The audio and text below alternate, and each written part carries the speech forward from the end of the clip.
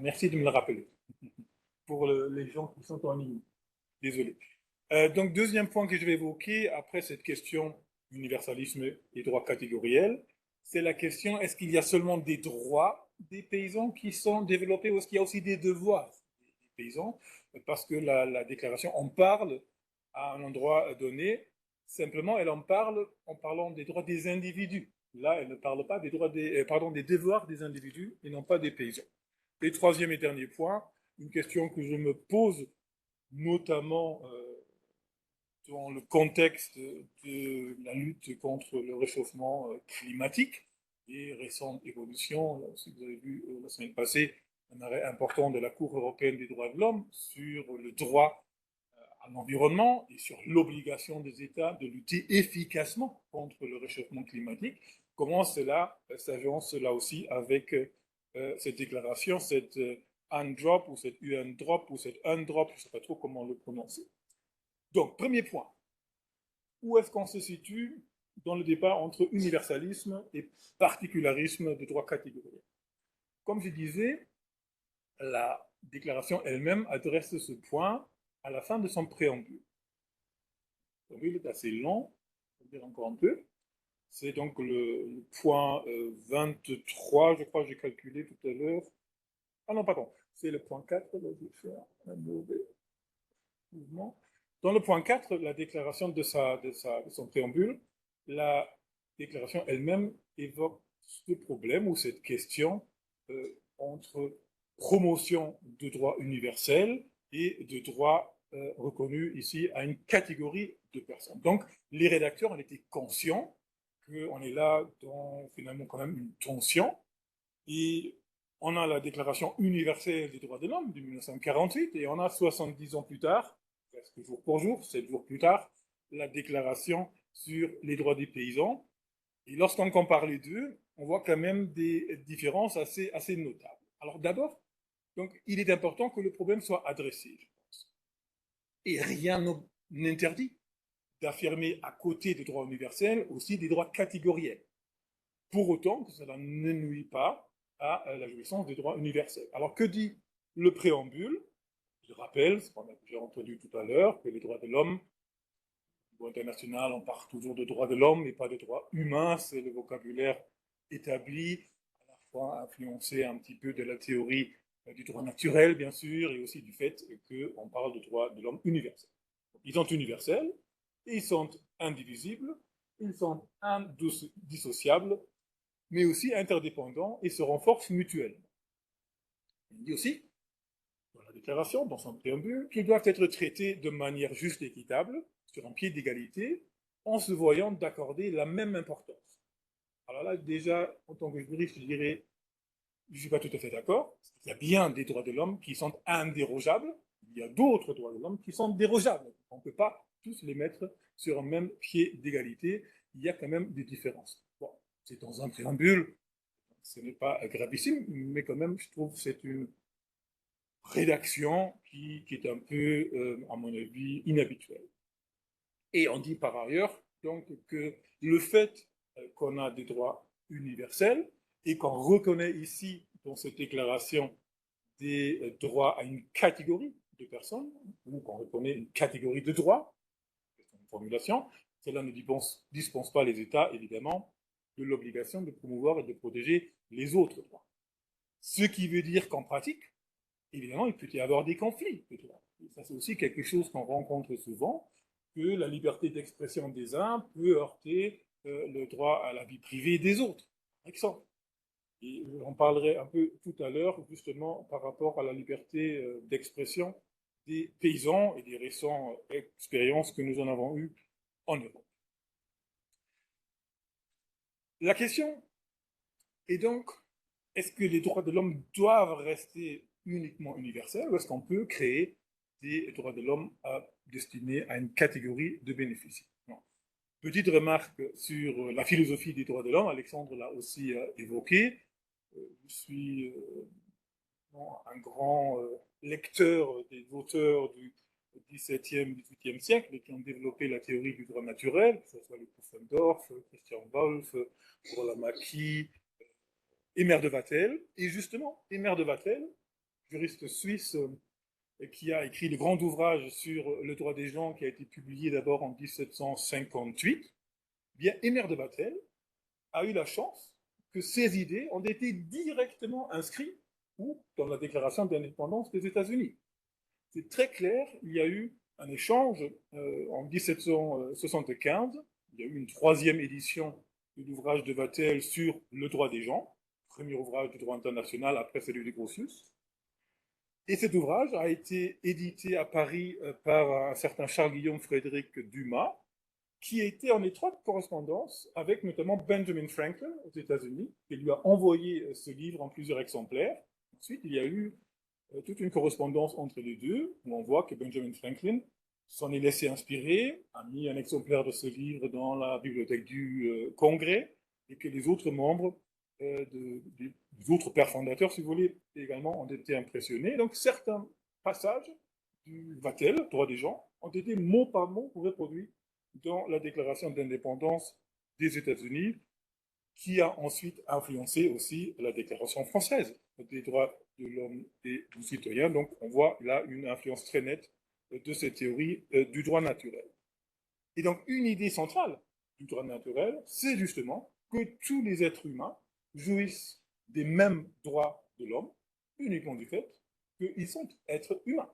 Et que donc logiquement, ils doivent avoir la même dignité humaine, il doit y avoir une égalité des droits et une liberté naturelle qui leur est inhérent et à laquelle ils abdiquent partiellement lorsqu'ils entrent dans l'état de société, lorsqu'ils quittent l'état de nature, mais là je n'ai pas le temps de développer cela, même si c'est une question évidemment passionnante.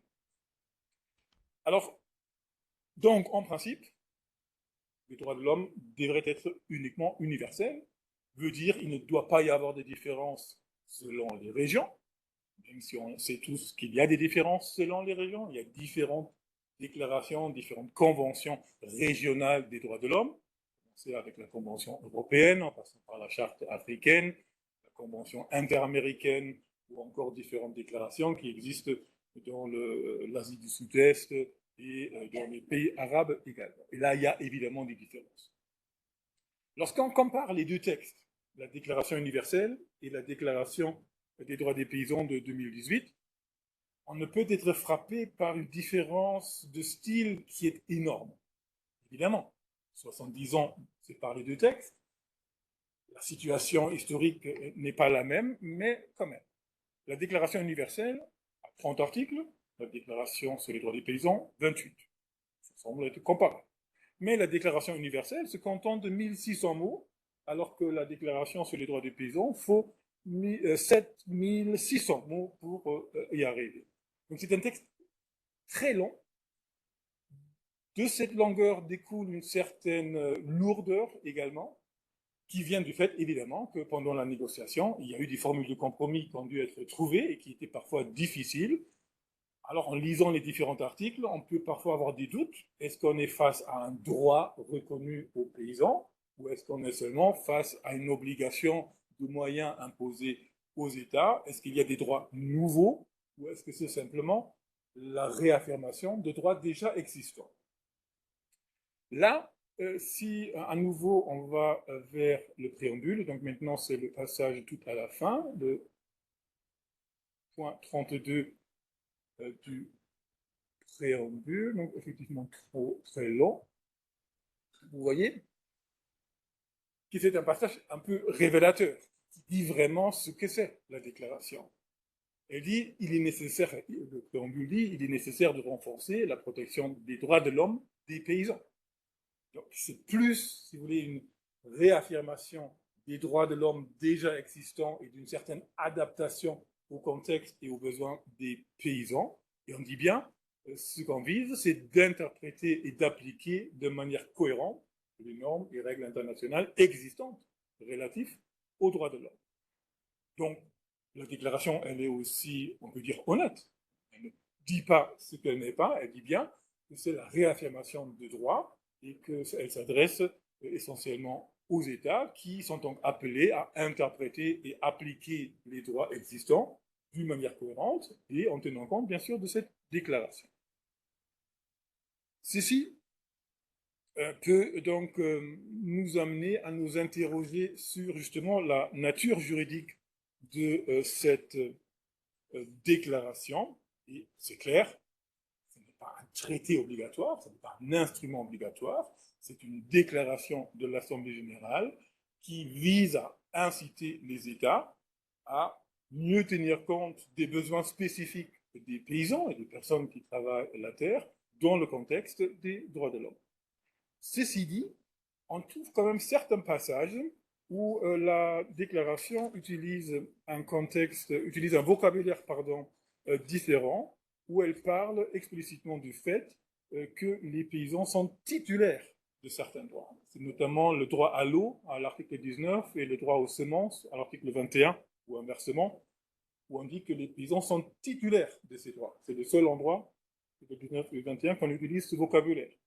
Tout le reste du texte réaffirme des droits existants et en indique aux États leurs obligations en la matière.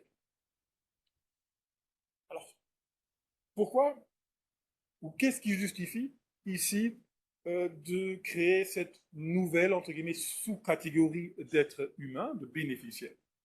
On l'a vu avec d'autres textes, donc ce n'est pas le premier texte qui s'adresse seulement à une catégorie de personnes. La Convention des Nations Unies contre la discrimination entre hommes et femmes, on a la Convention de New York sur les droits des enfants, on a une convention qui vise spécialement les personnes souffrant d'un handicap, etc. Donc il peut y avoir différents motifs, différentes justifications pourquoi, notamment au niveau international, on veut protéger des droits catégoriels. Bon, bien sûr, la vulnérabilité. On a déjà parlé ce matin, on constate effectivement sur le terrain que les paysans et les paysannes sont une catégorie de personnes particulièrement vulnérables, aussi du fait dépendent évidemment de la terre, de l'eau et d'un contexte qui leur est souvent défavorable. Donc la vulnérabilité, des besoins spécifiques de protection, là aussi je pense c'est avéré que notamment dans certaines régions du monde, cette population a besoin d'une protection spécifique. Il y a donc une différence objective par rapport aux autres catégories d'êtres humains, une inégalité de facto, et donc peut-être le besoin d'une discrimination positive, comme Christophe l'a dit aussi au début. Et bien sûr, une autre justification, elle est toute simple, et ça c'est plutôt la science politique, c'est la revendication. Les droits ont toujours été reconnus parce qu'ils ont été revendiqués. Les droits des femmes ont été reconnus parce que les femmes les ont revendiqués. Et les droits de l'homme en général, c'est la même chose. Alors là où le texte, à mon avis, me pose un peu de problème, c'est au niveau de la définition. Si on va à l'article 1er de la déclaration, c'est une définition du terme paysan qui est une définition complexe, longue, et où on n'a pas tout de suite une vision claire. Alors, lorsqu'on lit attentivement le texte, on voit en fait qu'il y a deux conditions pour être paysan au sens de cette définition. Il faut exercer une activité de production agricole à petite échelle, c'est ensuite un petit peu détaillé, développé. Et deuxième condition, il faut avoir un lien particulier de dépendance et de rattachement à la terre. Activité de production agricole, petite échelle, et un lien particulier de dépendance et de rattachement à la terre. Qu'est-ce que ça veut dire concrètement? Parce que le texte est quand même un texte international, donc a vocation de s'appliquer au monde. Qu'est-ce que ça veut dire sur la situation de chez nous, au Luxembourg? Est-ce qu'il y a des paysans qui correspondent à cette définition? Est-ce que le fait qu'aujourd'hui les exploitations agricoles dans les pays développés, riches notamment de l'Europe, ont déjà acquis une taille sans aucune mesure par rapport à ce qu'on peut trouver en Afrique, en Amérique du Sud ou en Asie, est-ce que ça les exclut déjà? Que veut dire à petite échelle? Est-ce que chez nous, les petites exploitations agricoles peuvent entrer dans la définition? Peut-être oui. Ou alors quelque chose que je discutais avec David à la pause. On a dans des pays comme l'Allemagne, depuis 150 ans, une tradition de jardin ouvrier. C'est-à-dire que, notamment l'État, parfois aussi les chemins de fer, parce qu'il y avait des parcelles qui étaient restées libres, donnaient en location des petites parcelles de terre pour l'exploiter sous forme de jardin ouvrier. Et donc les gens plantent, cultivent, récoltent là du fruit et légumes à petite échelle. Est-ce que ce sont des paysans au sens de la Convention? Peut-être oui, peut-être pas.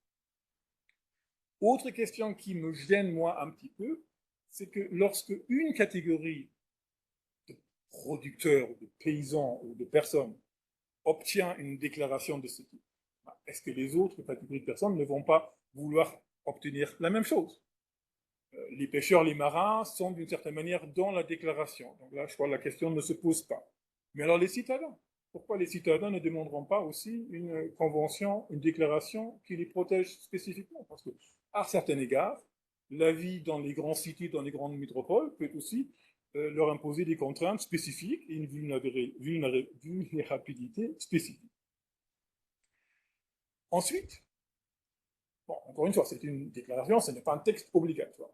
Mais peut-être un jour, on arrivera à un instrument des Nations Unies obligatoire développé à partir de cette déclaration. Dans ce cas-là, se pose la question, bien sûr, de la coordination des différents textes.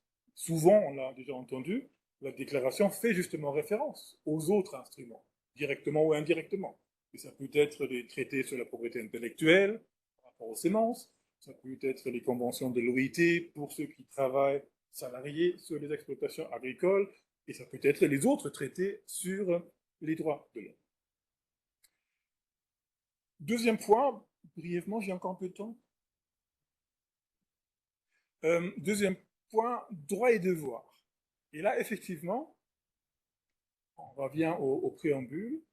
Le préambule, au 24e point, voilà, évoque les devoirs. Mais là, ce n'est pas les devoirs des paysans dont on parle. On dit, prenons en considération le fait que l'individu qui a des devoirs envers autrui et envers la collectivité à laquelle il appartient est tenu de s'efforcer de promouvoir et de respecter les droits reconnus dans la présente déclaration. Alors, on peut avoir différentes lectures. Bien sûr, c'est le préambule, un article de la déclaration.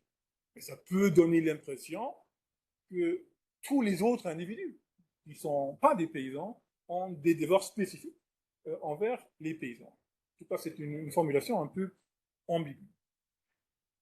Et là, je viens un petit peu au militantisme des paysans, mais là, je me situe en Europe. Donc, avec évidemment toute la proportion gardée, question de savoir est-ce que les agriculteurs européens peuvent être considérés comme paysans au sens de la déclaration, d'autant plus qu'ils ont souvent donc des exploitations importantes. Mais l'article 8 de la déclaration sur la liberté de pensée, de conscience et d'expression va très loin. Va très loin parce que il insiste sur le fait, bon, bien sûr, il réaffirme le droit d'exprimer leur opinion. Il n'y a rien à dire. Le fait de le faire aussi individuellement ou collectivement, mais en parlant à plusieurs reprises, et surtout à la fin, de la défense légitime des droits que la déclaration leur reconnaît. Et ça, à mon avis, ça fait un peu écho à des positions, des voix qu'on a entendues ici en Europe dans les récentes manifestations assez violentes des agriculteurs, qui ont l'impression qu'ils appartiennent à une catégorie de personnes qui sont particulièrement importantes, mais aussi peut-être particulièrement maltraitées, c'est leur impression. Et donc ça justifierait, de leur point de vue, des manifestations assez musclées, avec les gros engins agricoles, avec des barricades qui brûlent, avec des fumiers qui sont placés sur les routes, qui ont causé plusieurs morts en Europe à cause d'accidents qui sont parvenus, malheureusement aussi des morts de manifestants eux-mêmes. Donc là, j'ai un peu de mal et je ne pense pas que la liberté d'expression devrait inclure des éléments aussi musclés. À mon avis, nous ne sommes plus pacifiques. Lorsqu'on vient avec un tracteur agricole qui pèse, je ne sais pas moi, 3-4 tonnes dans une petite ruelle, et vous arrivez dans votre petite mini, ça vous fait peur. C'est inquiétant. Et c'est pas, à mon avis, ce n'est pas quelque chose qui est légitime. Mais bon, je ferme la parenthèse. Dernier point, pour rester dans le temps aussi, est-ce que la déclaration, où est-ce qu'elle se situe entre modernité et traditionnalisme? À plusieurs endroits, Et je pense aussi à juste titre, la déclaration insiste sur les modes de production traditionnels, sur les semences des paysans, sur la proximité à la terre, et des choses qu'il faut conserver pour aussi conserver la biodiversité. Ça contribue à la protection de l'environnement et j'espère aussi au développement en général. Mais aujourd'hui, le changement climatique, il affecte tout le monde. Bien sûr, il affecte d'une manière particulière les paysans, les producteurs, parce qu'ils en souffrent directement, parce que leurs terres vont s'assécher, ou vont être submergées, ou il va faire trop chaud ou trop froid pour cultiver. Mais est-ce que c'est vraiment la bonne voie? Parce que l'instrument mélange aussi, mélange c'est peut-être pas le bon terme, l'instrument combine d'une certaine manière différents objectifs. Il y a l'objectif, bien sûr, de protéger les droits des paysans, il y a l'objectif de contribuer au droit au développement, il y a l'objectif de la protection de l'environnement, de la lutte contre la faim et encore de la biodiversité. Tout cela, bien sûr, est lié et c'est important de le faire. Aujourd'hui, à mon avis, le devoir principal, et c'est aussi un devoir des paysans, c'est de contribuer à la lutte contre le changement climatique. Et là, je me demande si la déclaration n'est pas trop tournée vers des modes de production traditionnels, alors c'est peut-être quelque chose qu'il faut faire aujourd'hui. Bon, voilà mes réflexions sur la déclaration. Merci pour votre patience et merci pour votre écoute. Bon, voilà, bonjour à tous. Merci beaucoup, David, pour cette invitation. Je vais faire ma présentation sur un sujet qui est très cher, comme les glyphosates, et on va voir ici s'il y a un lien et quel est le lien entre la Déclaration des droits des paysans et les glyphosates. Ma présentation s'articule autour des trois questions. D'abord, qu'est-ce que c'est les glyphosates? Est-ce qu'au terme de la déclaration, il y a un droit des paysans à exercer une agriculture sans glyphosate? Et troisièmement, si un tel droit existe, comment est-il mis en œuvre en droit de l'Union? Et la question est particulièrement importante parce que je travaille aussi comme référendaire à la Cour de justice de l'Union européenne et on voit en ce moment, il y a énormément d'affaires qui touchent aux pesticides. C'est vraiment un sujet en évolution et il y a un véritable contentieux des pesticides qui est en train de se former. Qu'est-ce que c'est les glyphosates? Comme vous le savez peut-être, les glyphosates est une substance active, c'est-à-dire une substance notamment chimique, qui est utilisée pour la production d'un herbicide, qui est utilisé notamment pour lutter contre les mauvaises herbes.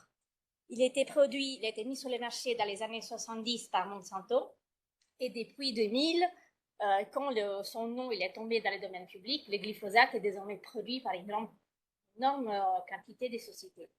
Il a environ 70% de la production mondiale, de la production et de l'utilisation mondiale de pesticides est représentée par les glyphosates.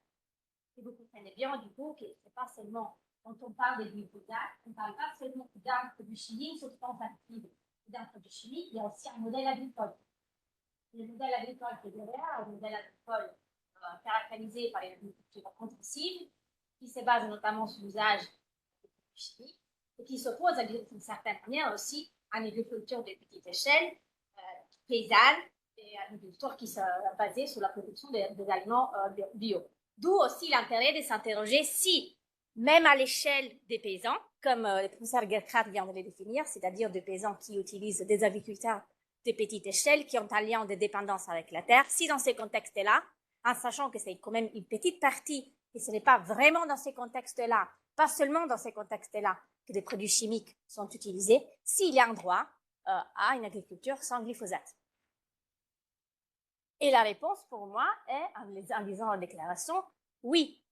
C'est-à-dire, j'ai copié ici deux extraits de l'article 14 et de l'article 18 de la déclaration qui disent, premièrement, les paysans ont le droit de ne pas utiliser des substances dangereuses ou des produits chimiques toxiques, et le glyphosate fait seulement partie de cette catégorie.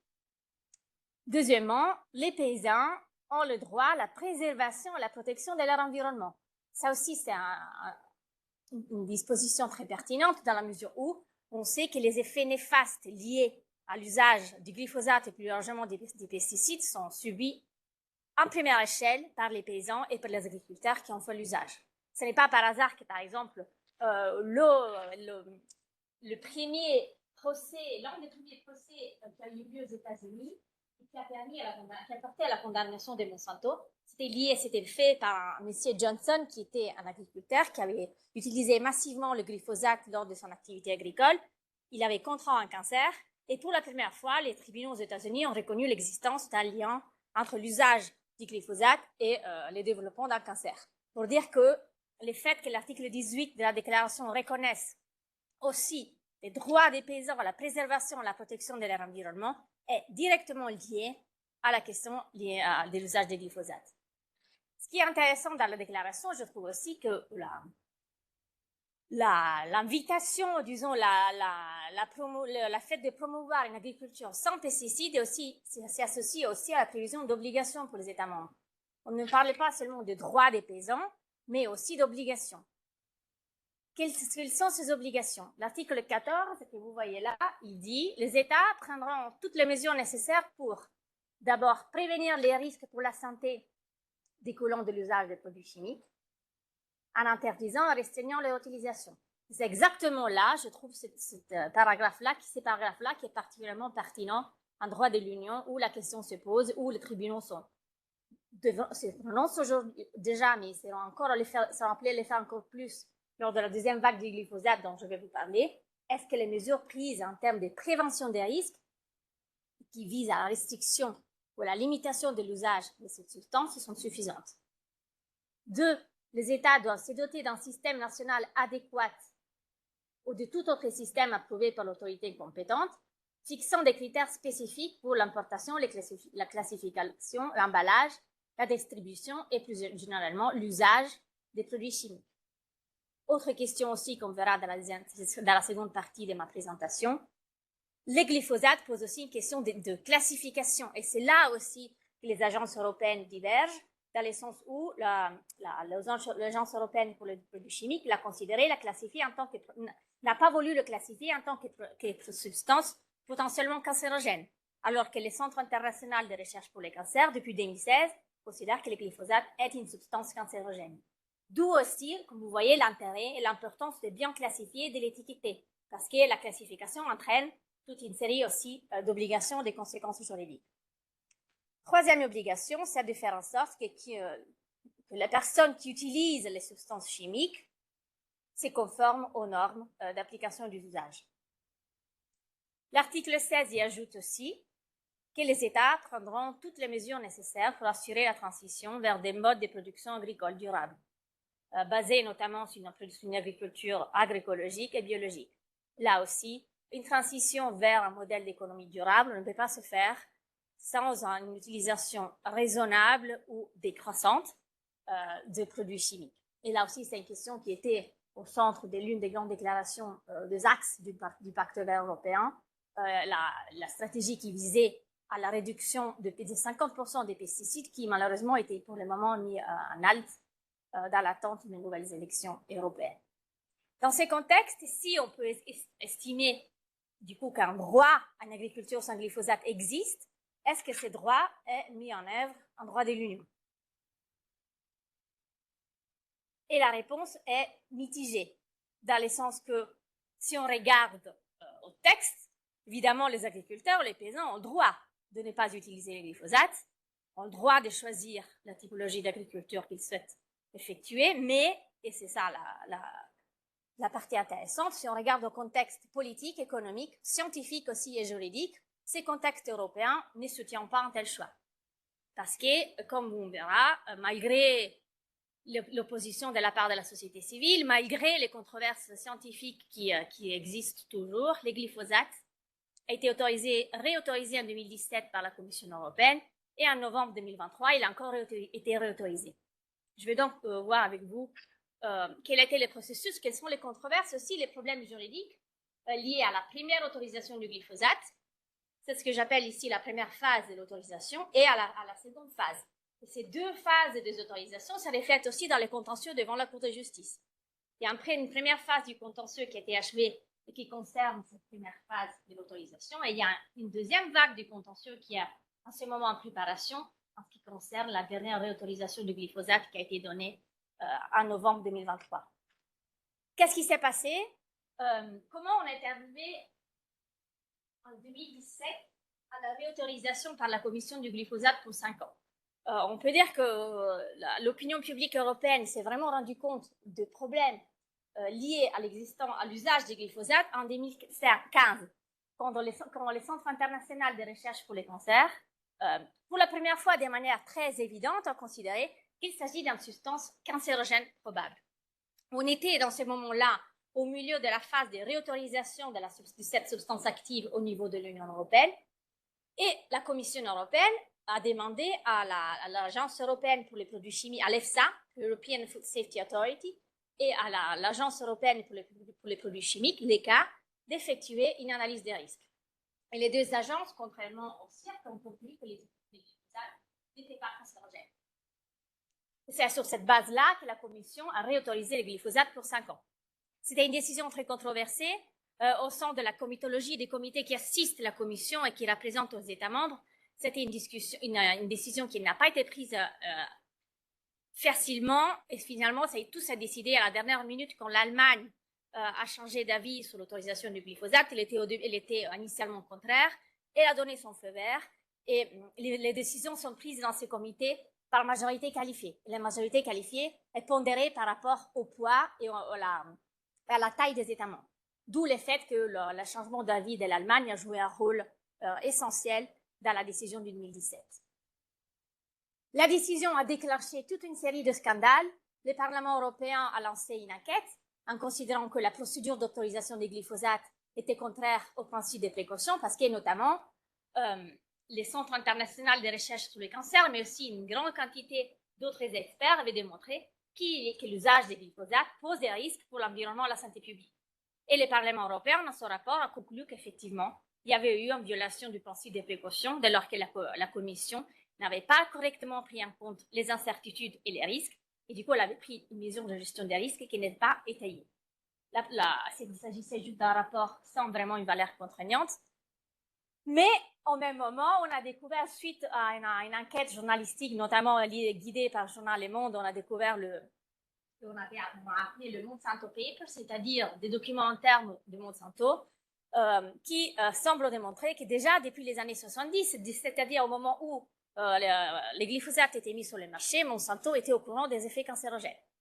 Et les avait occultés à travers la mise en place toute une série de mécanismes de création de doutes, de financement, de lobby pour occulter l'effet cancérogène du glyphosate. Au même moment aussi, suite à une autre enquête, on a découvert qu'il y avait des doutes, en fait, sur l'indépendance de l'EFSA, qui avait rendu son expertise à la base de la décision de la Commission, parce qu'on a découvert qu'une grande partie, apparemment même 90% du rapport d'expertise rendu par l'EFSA, était basé uniquement sur l'expertise rendue par Monsanto, qui avait demandé la réautorisation de son produit. Alors que, si vous regardez les textes réglementaires applicables, l'EFSA, comme les autres agences européennes, sont censées effectuer une analyse objective, indépendante, transparente et basée aussi sur des études académiques, pas seulement sur les documents produits par l'industrie. Cette première phase a donné lieu à vraiment un contentieux très nourri devant la Cour de justice, mais on va y arriver dans un instant. Parce qu'avant de voir ça, je vous amène à la seconde phase d'autorisation du glyphosate, parce que donnée en 2017, la Commission a donné une autorisation pour 5 ans. L'autorisation expirait donc en 2023. Et entre-temps, tout un nouveau processus s'est mis en œuvre. Le Glyphosate Renewal Group, c'est-à-dire un groupe de gros producteurs chimiques, a demandé en 2019 la réautorisation de ces produits pour 10 ans, qui est le maximum réglementaire possible. La Commission européenne, encore une fois, a demandé un nouvel avis à l'EFSA et à l'ECHA, qui, comme en 2017, on conclut en 2023 que les glyphosates ne posent pas de problème pour la santé publique et l'environnement, même si, dit l'EFSA, il y a des domaines critiques de préoccupation qui sont liés notamment à l'effet du glyphosate pour les abeilles, pour les animaux aquatiques, et au fait qu'il y a encore des zones d'incertitude, notamment en ce qui concerne la présence du glyphosate dans la chaîne alimentaire. L'ECHA a notamment conclu que la classification du glyphosate comme cancérogène probable n'est pas nécessaire. Elle a donc maintenu la classification existante. Et c'est comme ça qu'on est arrivé en novembre 2023, au moment où la Commission a réautorisé pour 10 ans. Là aussi, au sein du comité qui assiste la commission, il y a eu des divergences, ou mieux, dans ces cas-là, un défaut de majorité. Et là aussi, c'est un signe évident de difficulté éprouvée par les États membres à trouver un consensus sur ce sujet. Parce que comment ça fonctionne, en octobre 2023, au sein du comité permanent des végétaux et des animaux, c'est le comité dont je vous parlais, les États membres n'ont pas obtenu une majorité. Ils n'ont pas arrivé à se mettre d'accord sur l'autorisation ou le refus d'autorisation. Il y a eu une deuxième décision au comité d'appel, et au comité d'appel, encore une fois, pas de majorité, ni dans un sens ni dans l'autre. Et c'est dans ces contextes-là, sur la base des textes applicables, que la Commission a le pouvoir de décider. La Commission pouvait ne pas adopter une décision, mais elle avait aussi le pouvoir de prendre sa propre décision. Si les États membres n'avaient pas de majorité ni dans un sens ni dans l'autre, la Commission était libre de l'autoriser, et ce qu'elle l'a fait. En janvier 2024, et on arrive, plusieurs ONG ont demandé un réexamen interne de cette décision auprès de la Commission.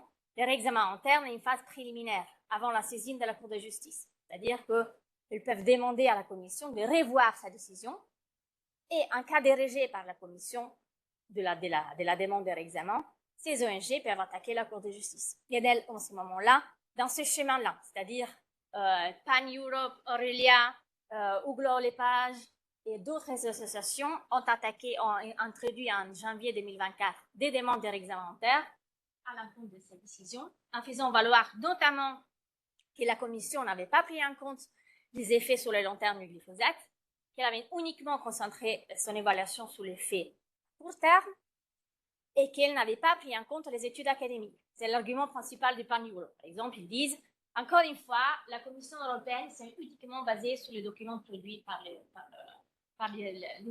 l'industrie chimique. Ils n'ont pas considéré l'énorme quantité d'études académiques qui démontraient que le glyphosate a des effets cancérogènes.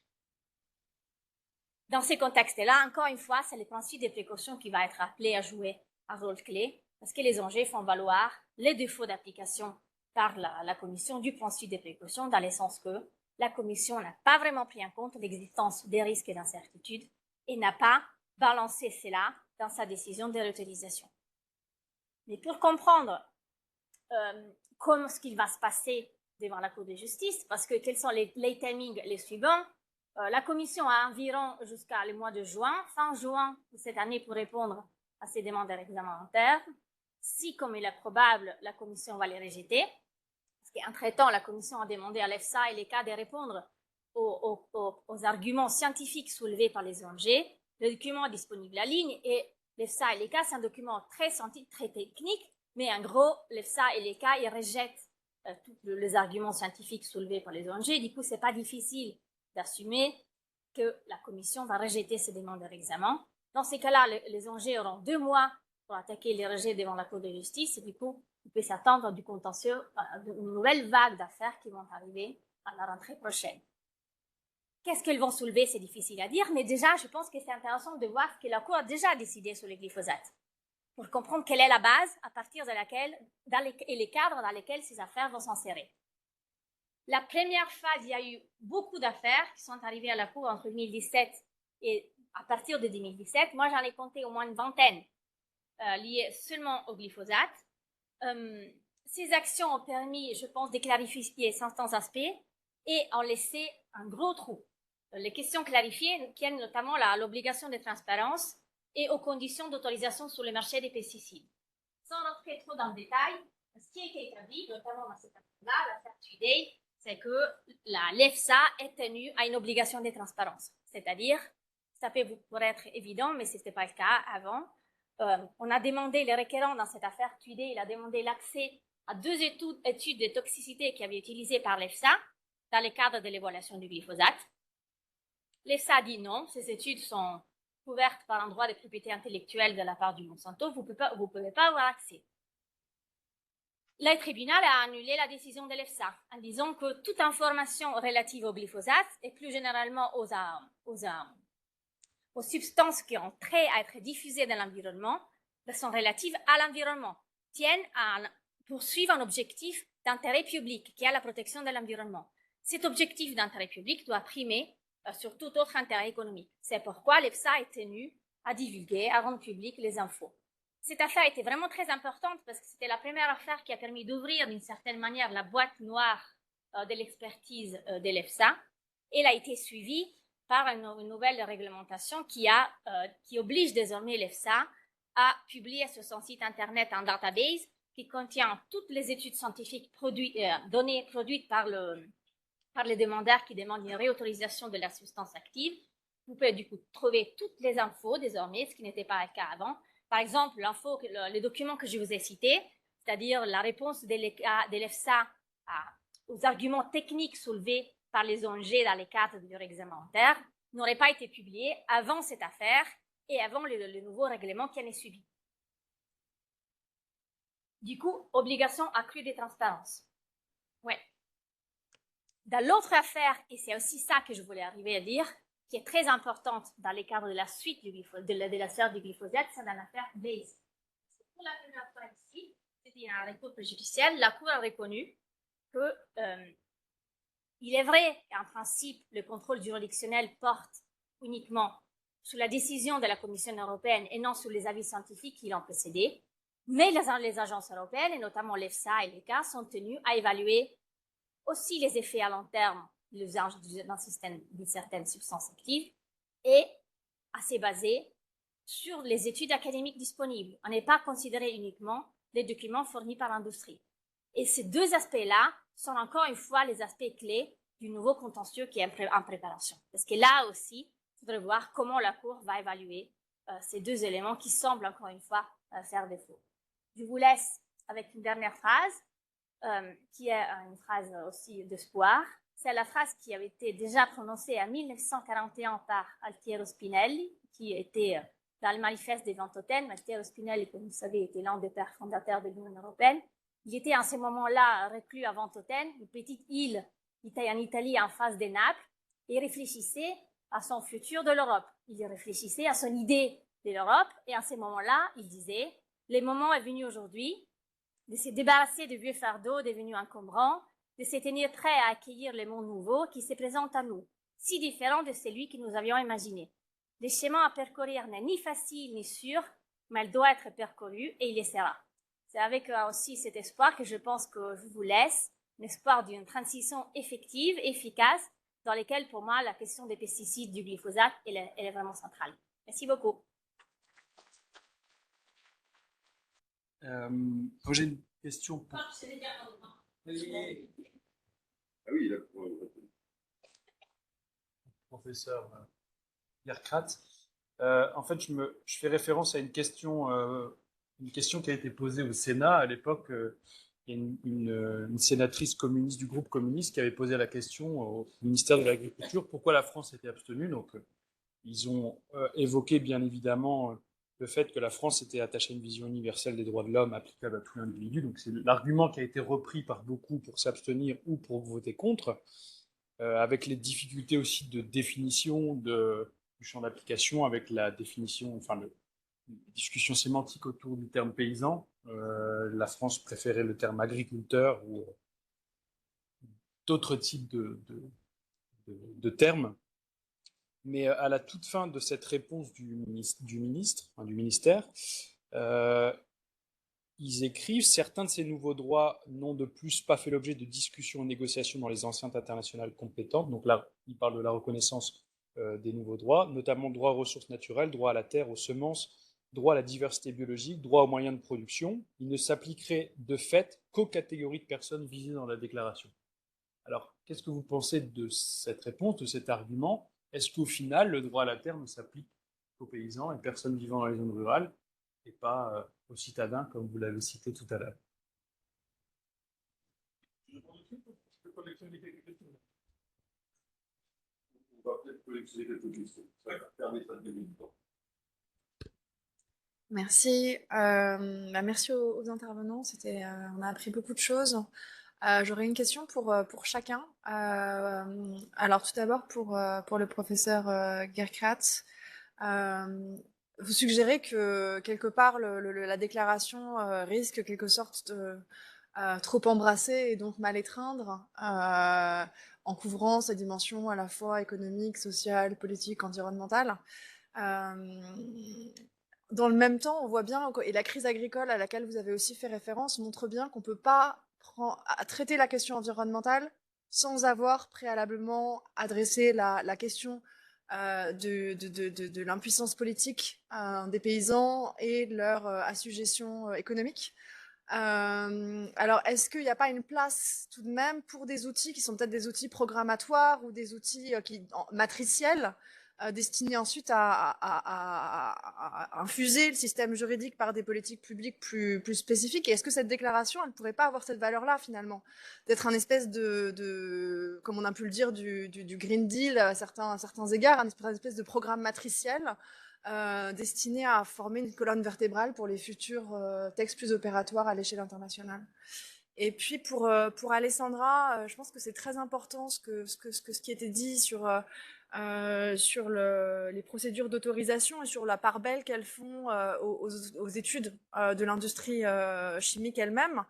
Alors c'est une chose de dire il faut remettre en cause ces conflits d'intérêts, mais on fait comment est-ce que le fait de s'appuyer moins sur les études de l'industrie va supposer, et ça pourrait être une vertu, mais d'autoriser moins de produits chimiques, ou alors quels sont les modes alternatifs de production de la documentation au soutien des mises sur le marché qu'on pourrait envisager pour avoir une évaluation qui soit moins biaisée en faveur de l'intérêt des industriels demandeurs d'autorisation.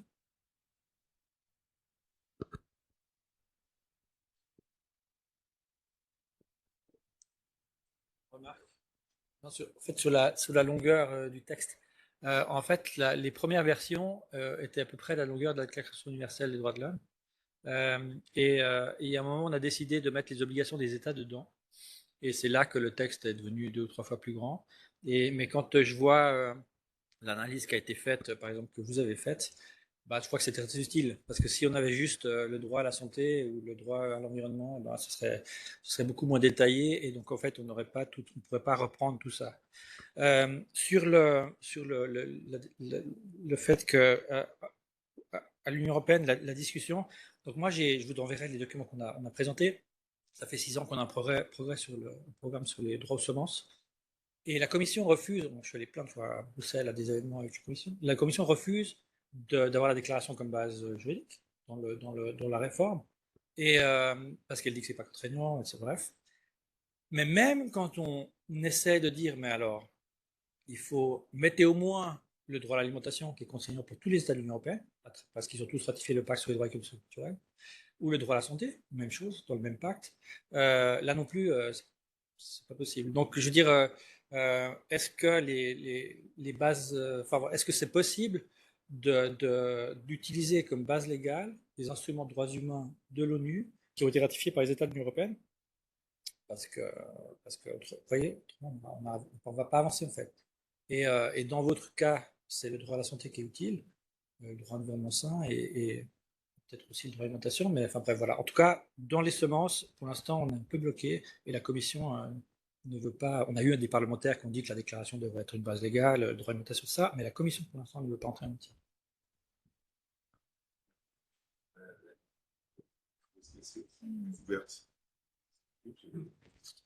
Bon, je répète juste pour la gloire.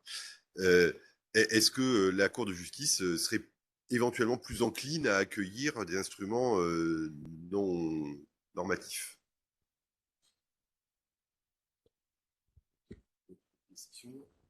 Oui, voilà. Je voudrais juste compléter pour faire le lien un peu entre le droit à travailler sans glyphosate et le droit aux semences. Parce qu'en fait, dans la réalité, les agriculteurs, ils n'ont pas le droit de travailler sans produits chimiques parce qu'on sait très bien que les semences qui sont autorisées à la commercialisation sont des semences qui ne peuvent pas se développer correctement sans produits chimiques. Et si on veut cultiver sans produits chimiques, on n'aura pas grand-chose à semer.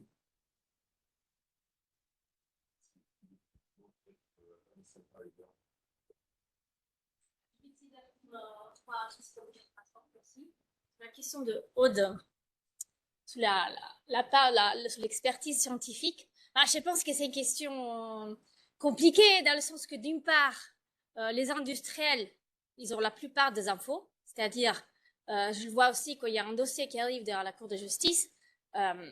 Les infos sur le produit chimique sont couverts notamment par les droits et propriétés intellectuelles de la part des industriels. Du coup, ça serait difficile d'imaginer dans le monde réel que l'EFSA puisse évaluer l'efficacité d'un produit chimique sans se baser sur les documents produits par le demandeur eux-même.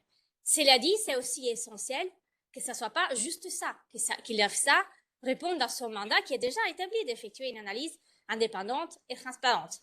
La quête de l'indépendance, elle est une question universelle. On en a parlé même avec les étudiants là, il y a 2 jours dans le cours. Question difficile à attendre. Je pense que les juges à la Cour de justice a un rôle important à jouer là-dessus. Et dans ces cas, je pense que les nouvelles affaires en matière de glyphosate vont être un peu un stress test aussi pour l'envie, David, de la Cour de se positionner dans ces sujets. Parce que si je me base sur l'objet de demander l'examen, en sachant que les ONG ont l'obligation de reproduire dans les recours à annulation les mêmes arguments qui ont déjà fait l'objet des demandes de réexamen devant la commission, du coup, ils ne peuvent pas ajouter de nouveaux arguments devant le tribunal. Du coup, c'est pas difficile d'imaginer d'ores et déjà quel sera l'objet de ces recours. La question centrale, c'est est-ce si le tribunal peut aller jusqu'à analyser la manière dont l'EFSA a effectué son évaluation des risques. Jusqu'à aujourd'hui, la réponse est non. Parce que dans les cadres des recours préjudiciels, la Cour a précisé ce que je vous ai dit tout à l'heure, obligation d'indépendance, obligation de transparence. Mais dans les cadres d'un recours en annulation, la jurisprudence classique est de dire que les avis scientifiques ne peuvent pas être contrôlés par le juge, parce que c'est la décision finale de la commission qui fait l'objet d'un contrôle.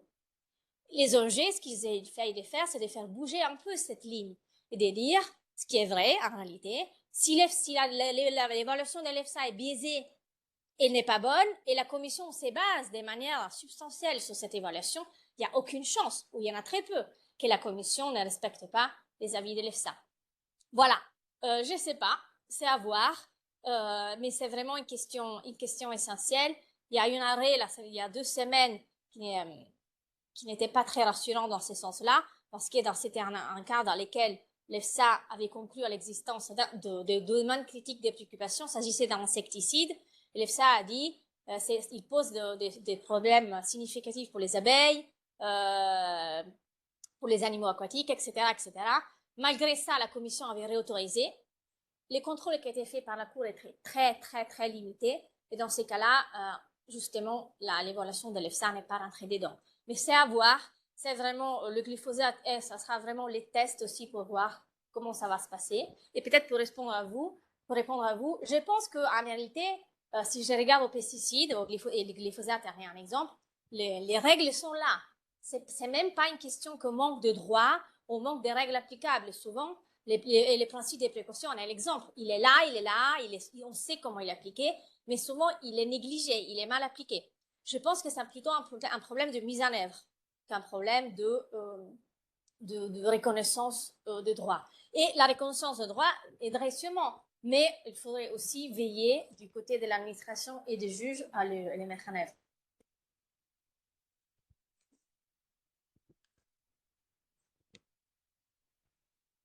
Merci. Oui, donc brièvement sur les 3 questions. D'abord, Alexandre, sur l'abstention française et la question posée au Sénat et la réponse du gouvernement.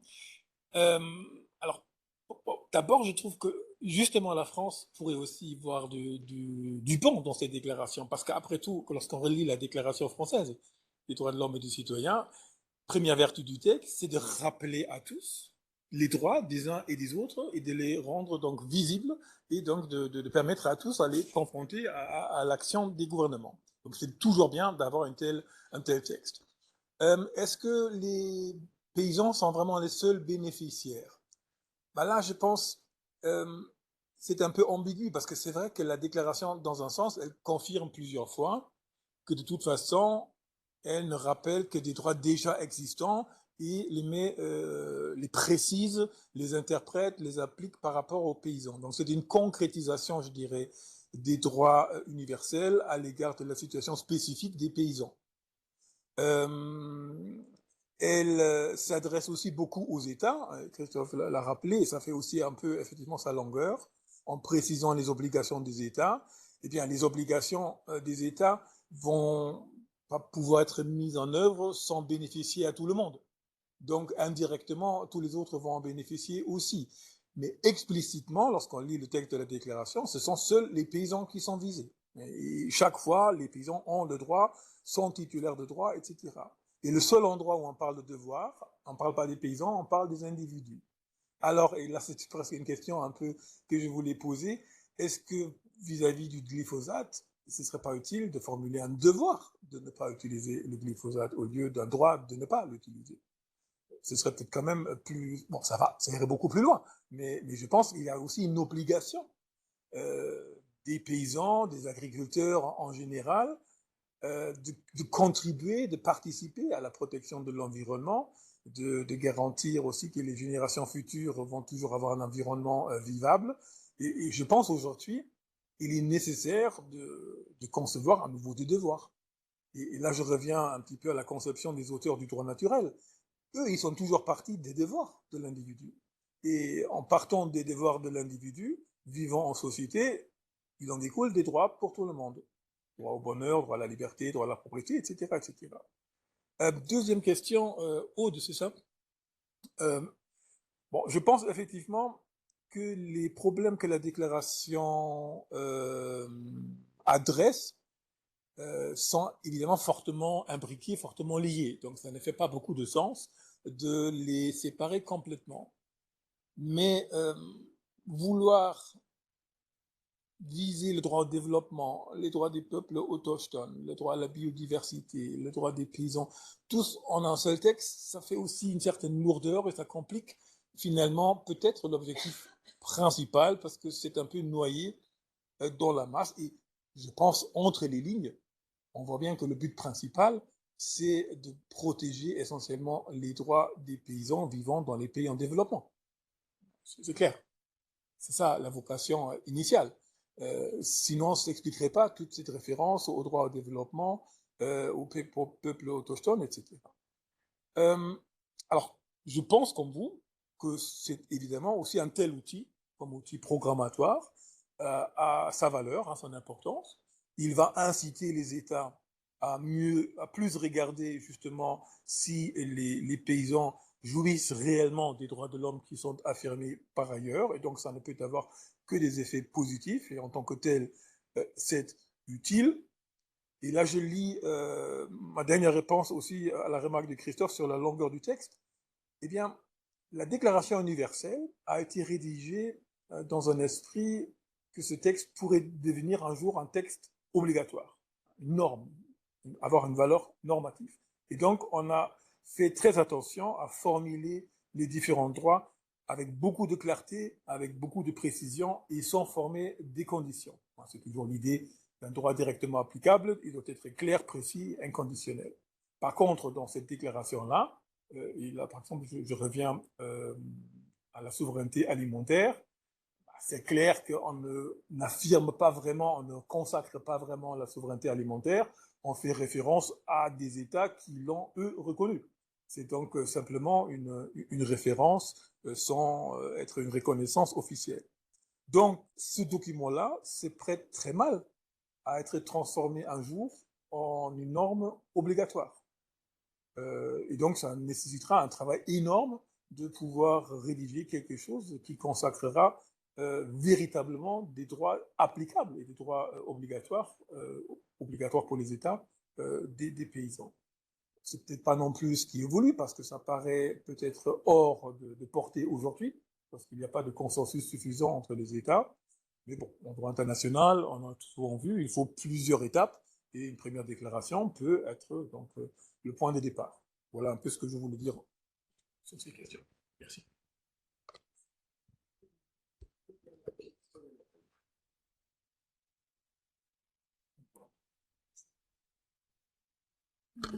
Oui, moi je voudrais revenir justement sur les droits des paysans. Et pourquoi est-ce qu'on a fait une déclaration ces personnes vulnérables? En fait, les personnes vulnérables, c'est qui? Ce sont des personnes qui n'ont pas eu droit aux droits humains, en fait. Ce sont des personnes à qui on n'a pas voulu donner les droits humains. On voit très bien au cours de l'histoire, hein, que ce soit dans tous les pays, que ce soit en Chine, que ce soit en URSS, que ce soit en Europe, que ce soit partout, les paysans, eh bien, c'était comme si ce n'étaient pas des êtres humains. On leur a vraiment, on les a très très maltraités à l'échelle mondiale, vraiment très maltraités. Et je pense que c'est pour ça qu'on a une déclaration justement pour les paysans, pour qu'on remette un peu les pendules à l'heure et qu'on les remette à leur place dans la famille humaine, en fait, pour qu'ils aient des droits comme tout le monde. Et là, si on est plus précis, donc on va revenir un peu sur les droits, cette histoire de titulaire. Je pense que c'est une traduction malheureuse en français, parce que titulaire, ça vous donne l'impression que les autres n'ont pas droit, en fait. Alors que en anglais, on pense simplement de have a human rights. C'est déjà beaucoup moins fort, c'est beaucoup plus nuancé. Et have a human rights, ça ne veut pas dire qu'ils sont les seuls à les avoir. Et en particulier, quand on regarde le droit à l'eau, enfin, le droit à l'eau, il faut remettre en contexte, hein, to safe and clean drinking water. Pour le droit à l'eau potable. Hein. Donc, ce n'est pas vraiment un droit à utiliser toute l'eau et n'importe comment. Et ça, c'est bien renforcé par l'article suivant, où on parle de assurant la conservation, la restauration et l'utilisation durable de l'eau. On n'est pas dans un contexte du gros producteur de maïs qui épuise toutes les ressources en eau. On n'est pas du tout là-dedans. Et quand on parle du droit à défendre leurs droits, on n'est pas du tout dans le contexte non plus des agriculteurs qui viennent avec leur gros tracteur écraser tout le monde, parce que la déclaration des paysans, elle concerne des petites exploitations. Ce ne sont pas les paysans qui ont des gros tracteurs, des grosses machines. C'est une catégorie du monde agricole qui est complètement différente. Donc là, je pense qu'on n'a pas grand-chose à craindre si les paysans viennent faire entendre leur voix, parce qu'ils n'ont pas les moyens d'écraser tout le monde. C'est plutôt eux qui sont écrasés par les autres. Voilà.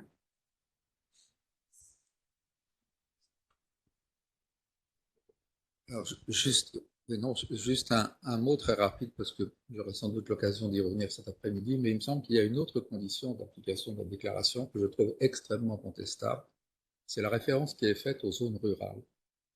Les paysans des zones rurales et pas les paysans des zones non rurales. Et si les paysans sont définis de manière assez longue, les zones rurales, elles, ne le sont pas.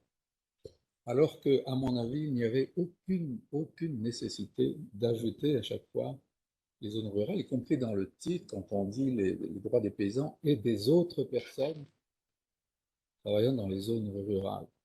Et il me semble que là, s'il y avait un projet d'évolution du texte, voilà, ça.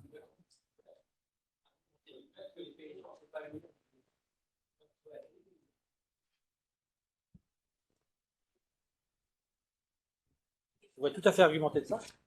Je ne pense pas du tout que c'est dans tes aspects que ça a été négocié, mais tu pourrais tout à fait dire que la déclaration s'équipe aux paysans, que ce soit dans les zones rurales ou pas rurales, et aux autres personnes travaillant dans les zones rurales. C'est vrai, mais on retrouve la référence aux zones rurales à plusieurs endroits dans les articles. Toujours lié aux autres personnes travaillant dans les zones rurales.